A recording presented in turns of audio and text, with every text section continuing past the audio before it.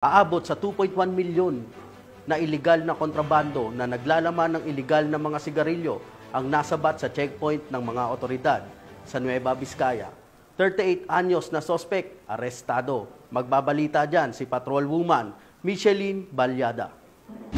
Isang driver ng van matapos masabat ng mga otoridad ang tinatayang 2.1 milyon halaga ng kontrabandong sigarilyo sa isinagawang checkpoint operation sa barangay Nagsabaran, Diadi, Nueva Vizcaya nito lamang ika-25 ng Oktubre taong kasalukuyan.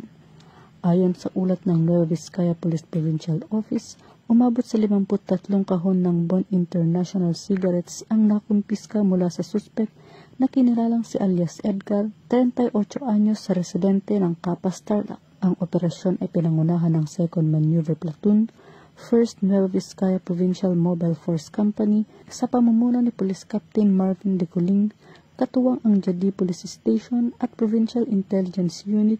Pinahinto nila ang isang Mitsubishi L300 FB closed van na may plate number NKQ 4665 para sa inspeksyon. Nang buksan ang van, napansin ng mga operatiba ang isang bahagyang nakabukas na kahon na naglalaman ng mga sigarilyo. Nang tanungin ang driver, inamin nitong mga sigarilyo ang kanyang dala, ngunit nabigong magpakita ng anumang dokumento na nagpapatunay sa legalidad ng kargamento, dahilan upang siya ay agad na arestuhin. Sa pahayag ni Police Colonel Bomitivo, binigyan diin niya ang operasyon ay patunay ng dedikasyon at mahigpit na pagtutok ng Nueva Vizcaya PPO sa pagpigil ng iligal na kalakalan, partikular sa mga produktong tabako na nakasasama hindi lamang sa ekonomiya kundi pati sa kalusugan ng publiko.